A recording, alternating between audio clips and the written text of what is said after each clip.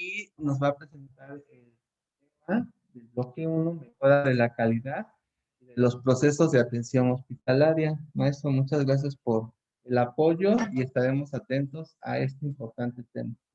Muchas gracias. Gracias, doctor. Bien, pues vamos a iniciar, como les comenta el doctor Mario Montes, con el bloque 1 de mejora de la calidad y de los procesos de atención hospitalaria. Es un bloque que está conformado principalmente por lo que seguramente muchos de ustedes conocen como las metas internacionales de seguridad del paciente. Aquí están los contenidos del bloque. Vamos a iniciar con una introducción a las acciones esenciales de seguridad del paciente, identificación correcta del paciente, comunicación efectiva. Esa va a ser la sesión 1, que es el día de hoy. El día de mañana vamos a revisar la seguridad en el proceso de medicación, seguridad en los procedimientos, reducción del riesgo de infecciones asociadas a la atención de la salud. Y el día jueves vamos a estar revisando reducción del riesgo de daño al paciente por causa de caídas, registro de eventos adversos y cultura de seguridad del paciente. Bien, vamos a iniciar con la introducción a las acciones esenciales de seguridad del paciente. Las acciones esenciales de seguridad del paciente tienen algunos antecedentes históricos importantes que vale la pena que los mencionemos, que los consideremos en este tema.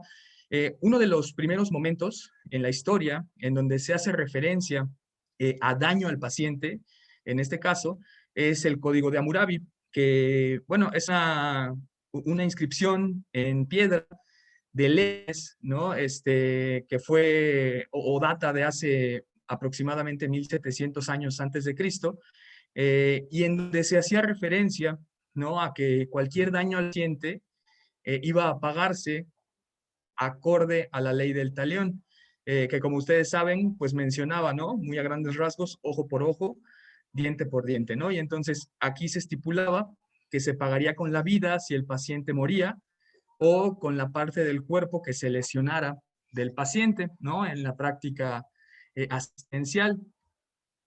Un segundo muy importante en la historia de las acciones esenciales de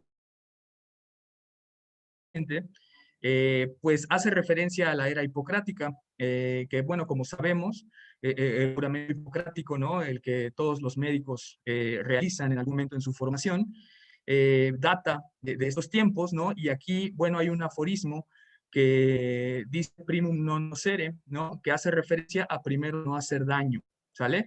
Ese es un punto importante también en la historia de la práctica médica, ¿sí? Y que se utiliza como una referencia muy importante para la seguridad de los pacientes.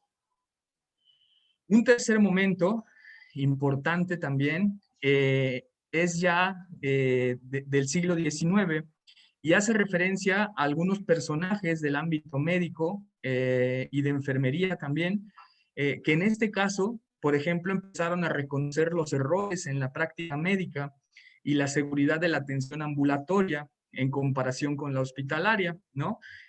Aquí tenemos, por ejemplo, nombres ilustres, ¿no?, como Ambroise Paré, considerado el padre de la cirugía, o Florence Nightingale, ¿no?, que es una pionera en la práctica de la enfermería, ¿sale? Y aquí empezamos ya a ver que se reconocen los errores y entonces había que empezar a hacer algo con ellos. Otro momento importante también a finales del siglo XIX es con el doctor Ernest Gottman, que es reconocido como padre de la calidad asistencial.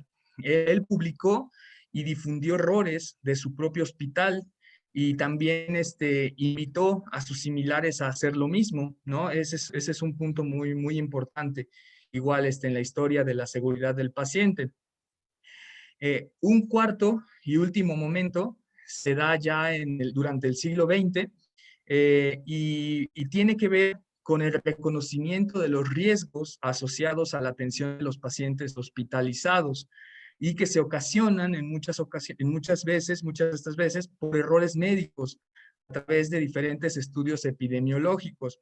En 1984 se realizaron 2 estudios, ¿sí? Se analizaron 30.121 expedientes y en el análisis se encontró una incidencia de eventos adversos del 3.7%, lo cual dio como resultado el empezar a utilizar la metodología de patrones y tendencias para el análisis de los eventos adversos, que es conocida en todo el mundo y de la que vamos a hablar en la tercera sesión, en el marco de la notificación de los eventos adversos, y que consiste básicamente en identificar de los errores que se están cometiendo en la práctica hospitalaria, qué, quién, cómo, cuándo y dónde ocurrió lo que identificamos.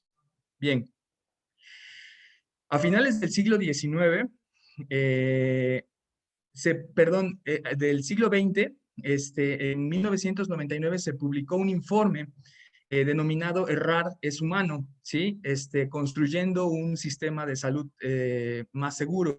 Y se publicó por el Instituto de Medicina de los Estados Unidos. En este estudio se contrastó, por ejemplo, cuántas vidas al año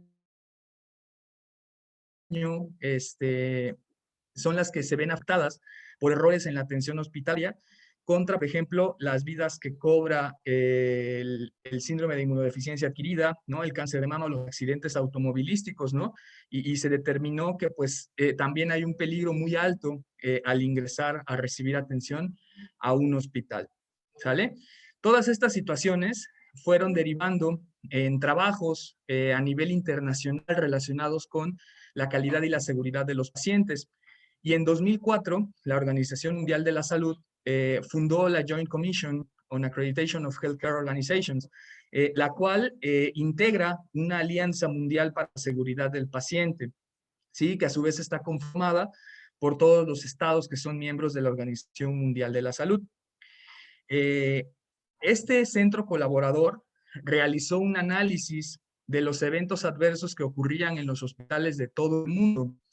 En este análisis se identificaron algunas estrategias, acciones o intervenciones del sistema de salud que demostraron ser eficientes al momento de prevenir o mitigar el daño al paciente, que es lo que vamos a conocer como barreras de seguridad. A partir de este análisis surgen 9 soluciones para la seguridad del paciente, que podemos llamar el antecedente directo de las metas internacionales de seguridad del paciente, ¿sí? Estas soluciones, estas 9 soluciones, se basaron en intervenciones y acciones que redujeron los problemas relacionados con el paciente en algunos países.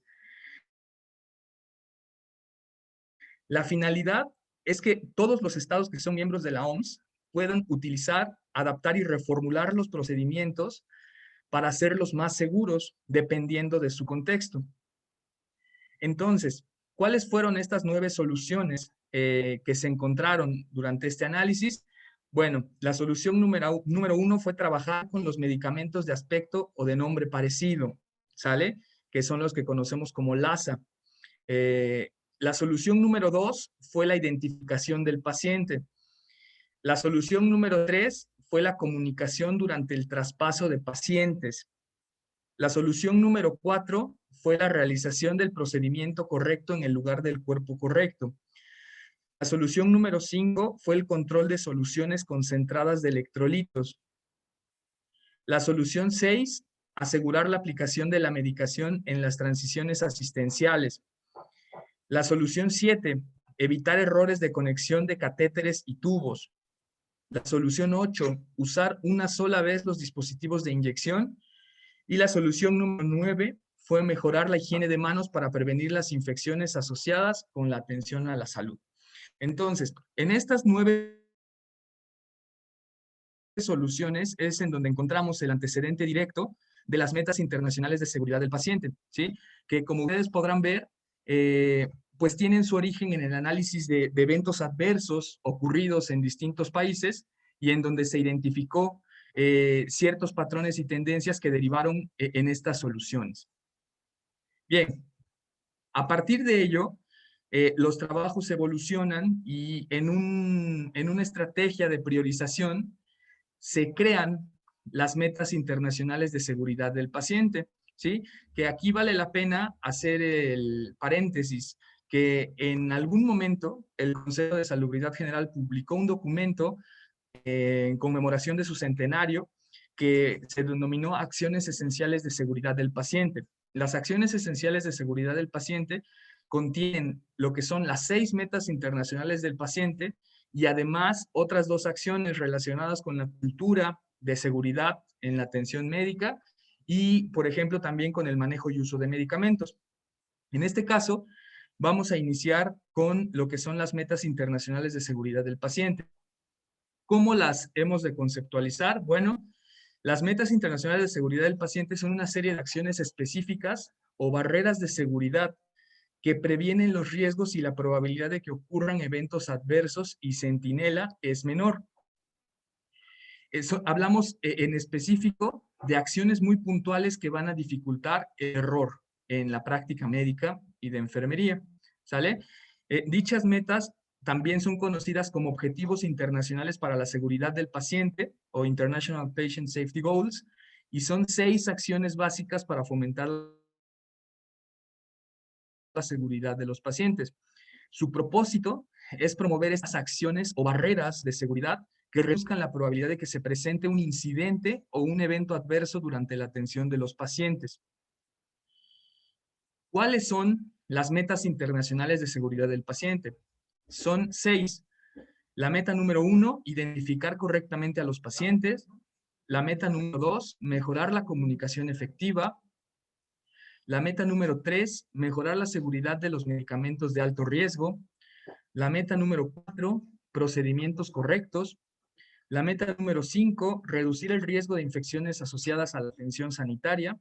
Y la meta número 6, que es reducir el riesgo de daño al paciente por causa de caídas.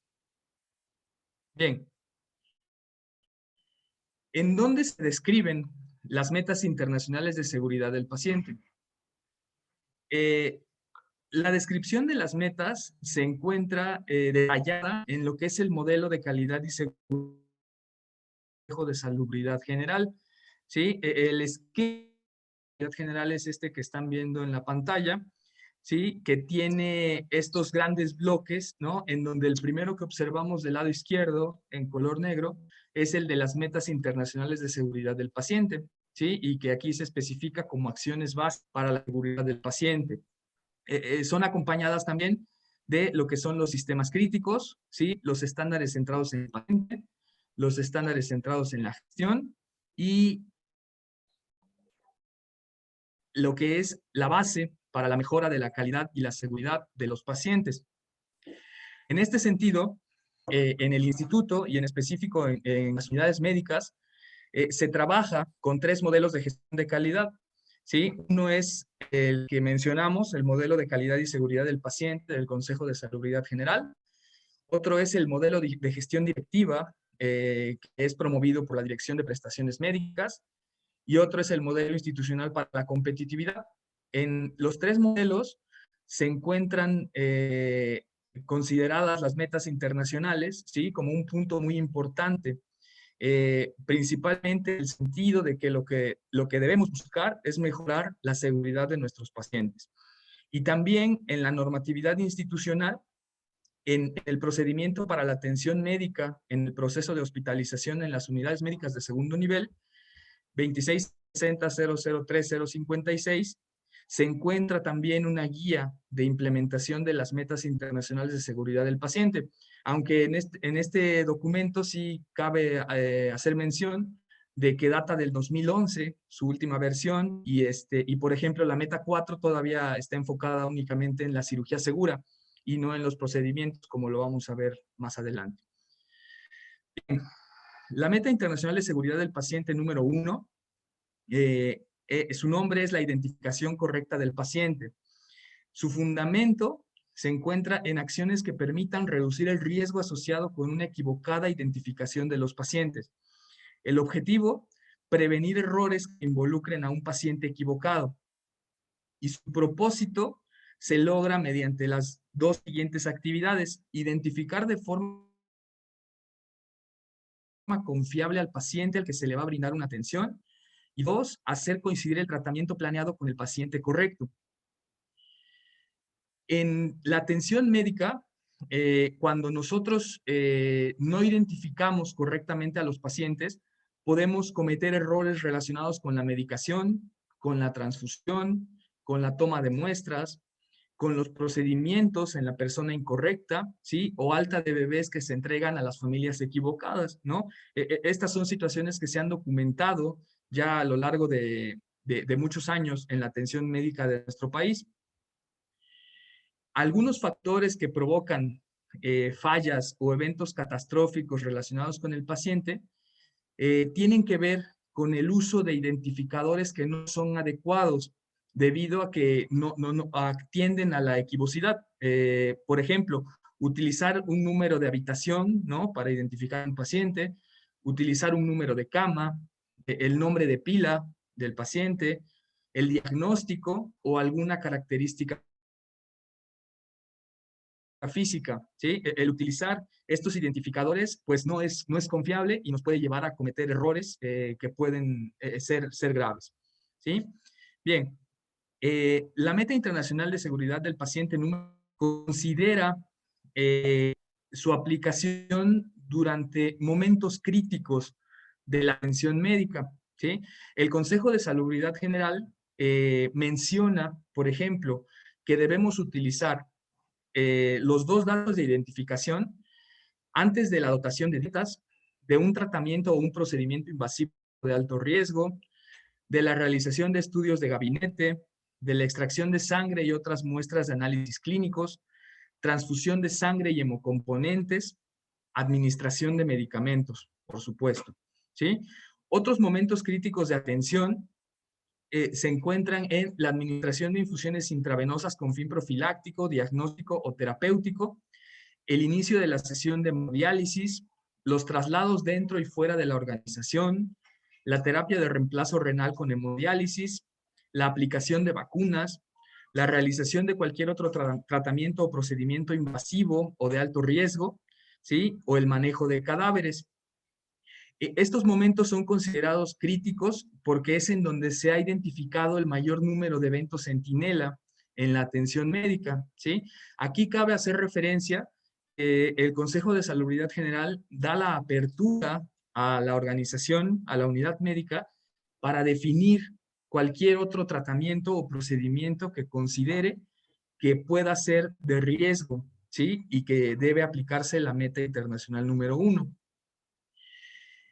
Como ya lo mencionábamos, las metas se basan en su aplicación en lo que se denominan barreras de seguridad, ¿sí?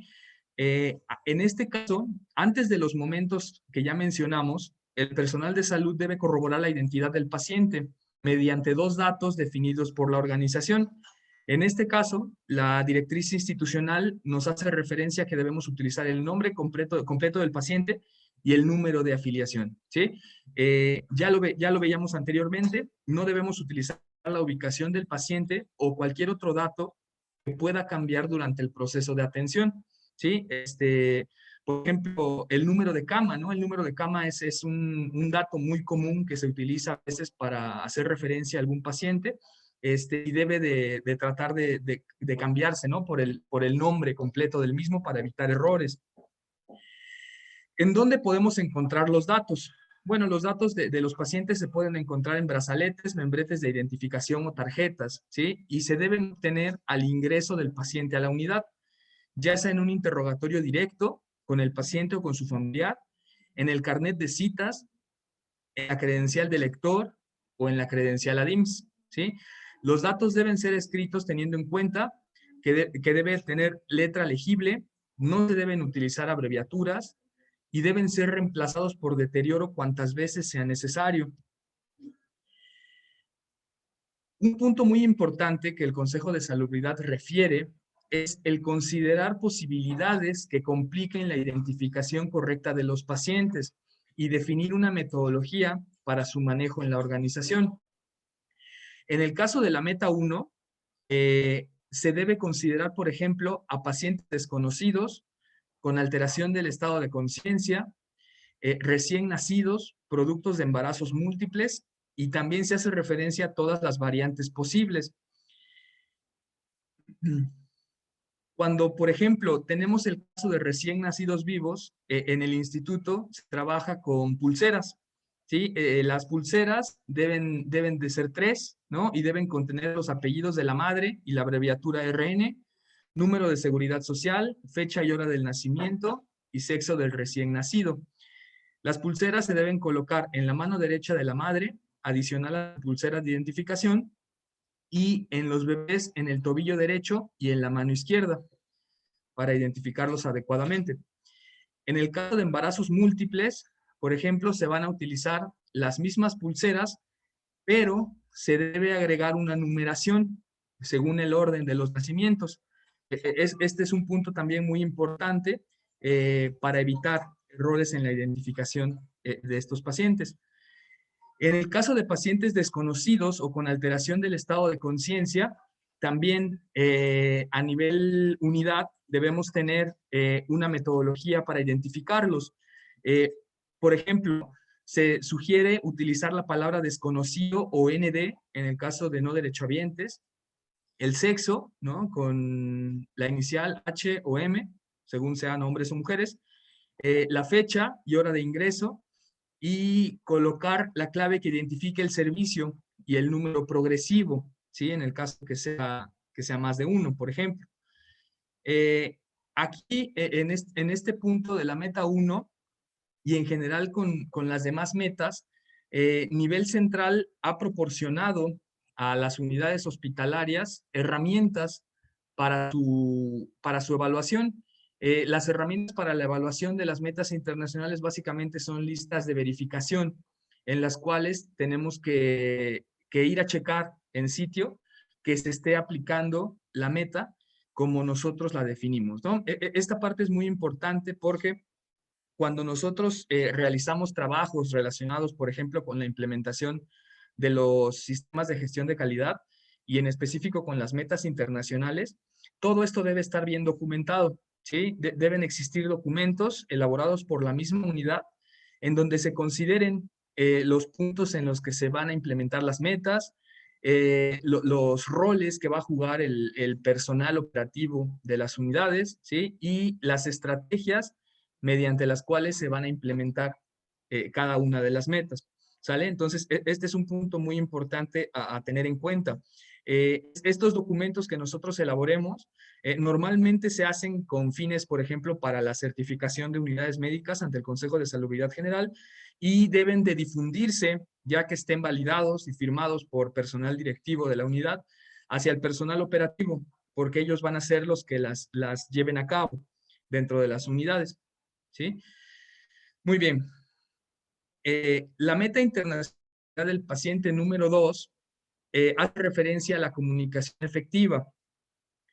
El fundamento se encuentra en el hecho de que la comunicación debe ser efectiva en las unidades médicas, ¿sí? Y específicamente o con mayor relevancia en el personal que trabaja directamente con pacientes. El objetivo es prevenir errores por órdenes y resultados que se dan de manera verbal o telefónica. Su propósito consiste en establecer un propósito estandarizado que garantice la comunicación entre los profesionales de la salud que intervienen en la atención de los pacientes, ¿sí? Principalmente para garantizar que el mensaje que se está emitiendo sea comprendido adecuadamente por el receptor, ¿sí? En este caso hablamos principalmente de órdenes y resultados que se dan de forma verbal o telefónica, ¿sí? Eh, en el caso de la atención médica, cuando se está llevando a cabo, ¿no? Con los pacientes, hay muchas situaciones o muchos agentes que pueden impedir que el mensaje sea claro entre los profesionales de la salud, ¿sí? Hay mucho personal, por ejemplo, en algunas áreas, ¿no? Hay ruidos también, ¿no? Constantes, equipos de alarmas, ¿no? Vehículos, etcétera, ¿sí? Lo que mencionábamos de los nombres de los medicamentos fonéticamente similares, ¿sí? Y los números también que pueden, digamos que recibirse de forma equivocada, ¿no? Al momento en el que se da la comunicación. También puede haber muchas personas que estén conversando al mismo tiempo. Todo lo anterior va a favorecer un daño potencial hacia el paciente en el caso de que el resultado o la orden no llegue al destino adecuadamente, ¿sí? La meta internacional de seguridad del paciente número 2 de comunicación efectiva tiene una barrera de seguridad que es el proceso de escuchar, escribir, leer y confirmar. Cuando los resultados y las órdenes de laboratorio, por ejemplo, los resultados, se den de manera verbal o telefónica, ¿sí? El proceso se detalla de la siguiente manera. Se escucha completamente la indicación o el resultado por parte del receptor. Se escribe, ¿sí? Ya sea en papel o en medio electrónico, la orden o el resultado del laboratorio o de gabinete por parte del receptor de la información. Y se lee por parte del receptor la orden o el resultado del análisis tal como lo escribió. Posteriormente, el emisor va a confirmar que efectivamente se captó el resultado o la orden tal cual fue expresada. ¿Sí? Esa es la barrera de seguridad de la meta 2. Puede haber momentos en los que no sea posible llevar a cabo este proceso tal cual, ¿sí? Escuchar, escribir, leer y confirmar, como puede ser en los casos de una atención de urgencias, una reanimación cardiopulmonar, procedimientos quirúrgicos o algún otro procedimiento que la unidad determine, ¿sí? En este sentido, el Consejo de Salubridad da la apertura, como lo mencionábamos con la meta 1, para que la misma unidad identifique otros procedimientos en los que pudiera aplicar esta meta, ¿sí? En el caso de que estemos ante una situación de este tipo, tenemos una alternativa a la barrera de seguridad, que es el proceso de escuchar, repetir y confirmar, ¿sí? Esta alternativa también debe ser documentada en un momento determinado, ¿sí? En formatos que sean definidos por la unidad. Nivel Central ha proporcionado una bitácora para el registro de órdenes verbales o telefónicas que puede ser implementada en donde las unidades determinen que aplica la meta 2, o también se puede utilizar la nota médica y de prescripción haciendo énfasis en que fue una orden verbal o telefónica la que se recibió, o también en el formato de registros clínicos de enfermería, esquema terapéutico e intervenciones. ¿Sale? Entonces, las metas deben quedar bien documentadas. Y bueno, aquí me gustaría compartir esta frase con ustedes, ¿no? En donde hacemos referencia pues a que lo peor no es cometer un error, sino tratar de justificarlo en vez de aprovecharlo como un aviso providencial de nuestra ligereza o ignorancia, ¿sí? De Santiago Ramón y Cajal, Premio Nobel de Fisiología y Medicina en el año de 1906. Bien, pues no sé si alguien tenga alguna duda hasta este punto de la meta 2, algún comentario, algo que agregar. En los hospitales, por ejemplo, de aquí de nuestra delegación, nos pudieran comentar cómo lo trabajan, qué es lo que se hace relacionado con estas metas que estamos viendo. No sé si alguien quiera comentar algo.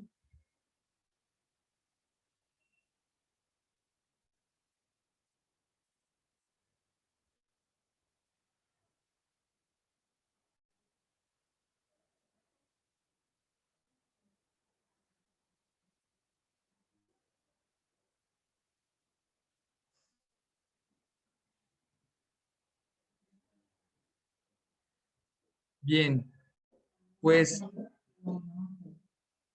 si no hay algún comentario, hasta este punto estaríamos terminando con nuestra primera sesión de este blog. En cuanto terminemos las 3, les vamos a compartir la presentación para que la tengan todos ustedes. Aquí también es importante mencionar que en el caso de las unidades de medicina familiar, la aplicación de las metas internacionales por obvias razones es distinta.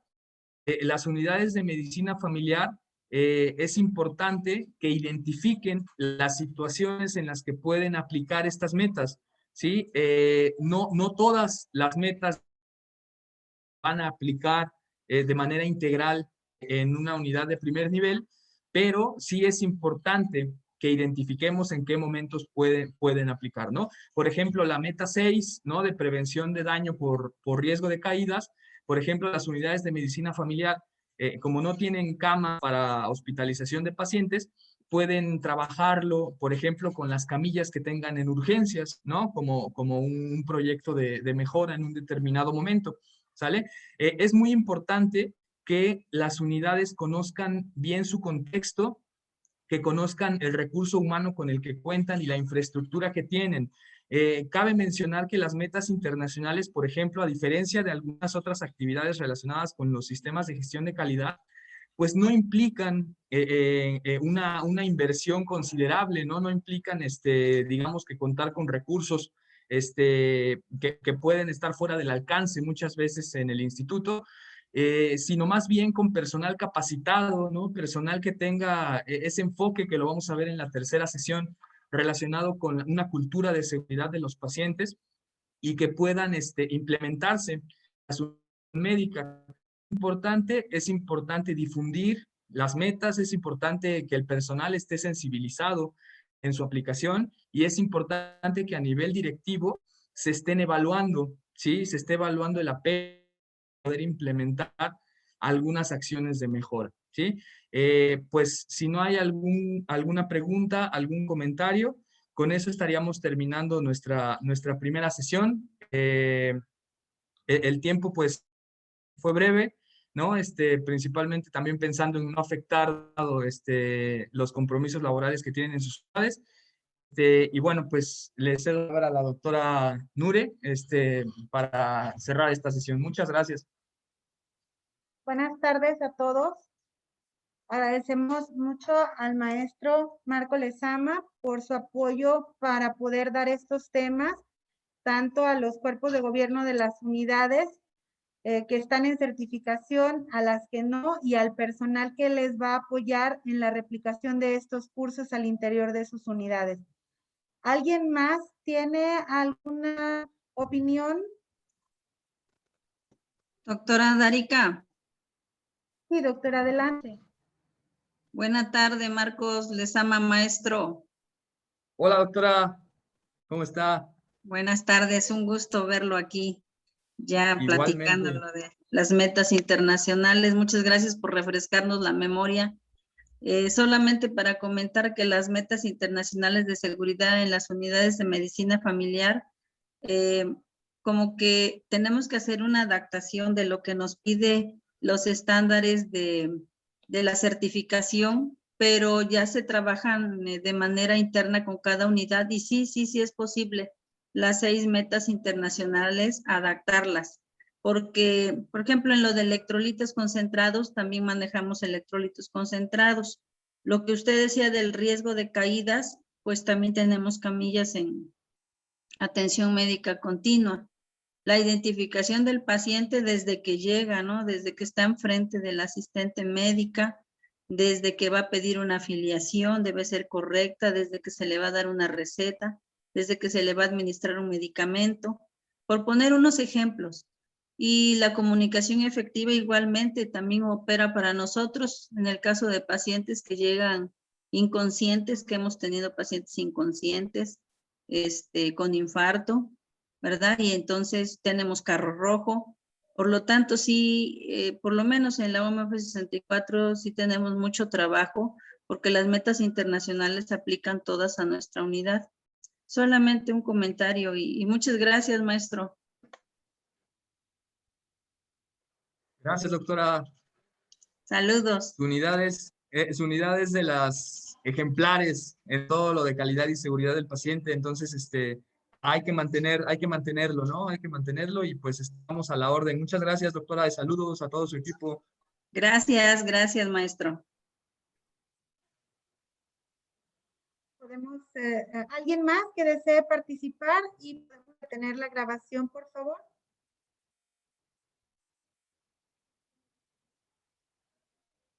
Los esperamos a las 7 días de hoy para continuar con el bloque 2, con la vigilancia de todos los cuerpos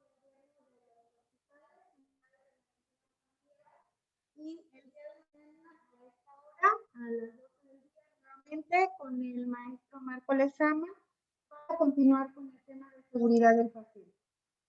Muchísimas gracias.